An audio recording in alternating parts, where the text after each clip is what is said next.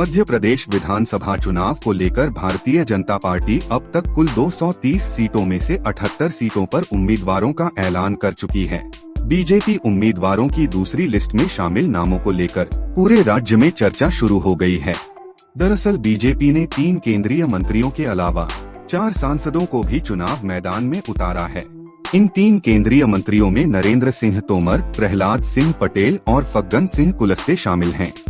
वहीं 4 सांसद राकेश सिंह, गणेश सिंह, रीति पाठक और उदय प्रताप सिंह को भी विधानसभा चुनाव मैदान में उतारा गया है। अब चर्चा यह हो रही है कि आखिर बीजेपी ने इन पर दांव क्यों लगाया और ये इतने जरूरी क्यों हैं। नरेंद्र सिंह तोमर ठाकुर हैं और ग्वालियर चंबल बेल्ट के कद्दावर नेता हैं।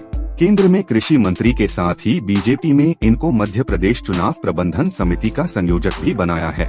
इनको सरकार से लेकर संगठन तक का अनुभव है। तोमर का सीएम शिवराज सिंह चौहान से अच्छा संबंध है और ये शिवराज की सरकार में मंत्री भी रह चुके हैं। साथ ही 2008 से 2013 तक मध्य प्रदेश बीजेपी के अध्यक्ष का पद भी संभाल चुके हैं। इनके अध्यक्ष रहते बीजेपी ने विधानसभा चुनाव में जीत दर्ज की थी। तोमर का ग्वालियर चंबल के कार्यकर्ताओं के साथ साथ प्रदेश भर के कार्यकर्ताओं में अच्छी पकड़ और कनेक्ट है। हालांकि ज्योतिरादित्य सिंधिया के आने से तोमर का वर्चस्व जरूर थोड़ा खतरे में आया था, पर अब बीजेपी ने उनको विधानसभा चुनाव में उतारकर खुद की ताकत साबित करने का मौका दिया है। पिछले विधानसभा चुनाव में ग्वालियर चंबल बेल्ट में बीजेपी का प्रदर्शन बहुत कमजोर था। ऐसे में तोमर के चुनाव लड़ने से ये मैसेज भी जाएगा कि इस बेल्ट से राज्य का सीएम बन सकता है, लिहाजा इस बेल्ट की 20 से 22 सीटों पर असर पड़ सकता है।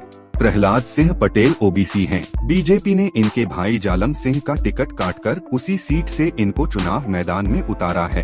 ये मध्य प्रदेश के बड़े ओबीसी नेता है जो लोधी राजपूत समुदाय से आते हैं। अटल सरकार में मंत्री रह चुके हैं। इन्होंने अपना राजनीतिक करियर छात्र संघ नेता के तौर पर शुरू किया था। एक समय उमा भारती के बहुत ही करीबी थे और 2005 में उनके साथ बीजेपी को छोड़कर चले गए थे। हालांकि फिर 3 साल बाद बीजेपी में घर वापसी की थी। इनके चुनाव लड़ने से आसपास की लगभग 1 दर्जन सीटों पर असर पड़ेगा। फग्गन सिंह कुलस्ते, ये आदिवासी नेता और अपने समाज में अच्छी पकड़ जिसकी बदौलत जीत का सिलसिला जारी रखा है। राज्य की 47 विधानसभा सीटें आदिवासियों के लिए आरक्षित हैं और 100 से ज्यादा सीटों पर आदिवासी वोटर हार जीत का फैसला करते हैं। ऐसे में बीजेपी ने फग्गन सिंह कुलस्ते को चुनावी मैदान में उतारकर कमजोर सीटों पर जीत का परचम लहराने की कोशिश की है। गणेश सिंह, इनका पूरा नाम गणेश सिंह पटेल है।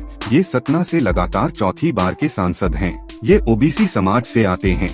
ओबीसी और मंडल कमीशन की राजनीति के सहारे इन्होंने राजनीति की सीढ़ियां चढ़ी। जनता दल से राजनीति की शुरुआत की और जिला पंचायत सदस्य और जिला पंचायत अध्यक्ष रहे। गणेश सिंह को उमा भारती 2004 में बीजेपी में लाई और लोकसभा का टिकट दिलाया। तब से लेकर अब तक गणेश सिंह लगातार चुनाव जीत रहे हैं और इनको विंध्य इलाके से अर्जुन सिंह के परिवार की पकड़ को खत्म करने का श्रेय जाता है।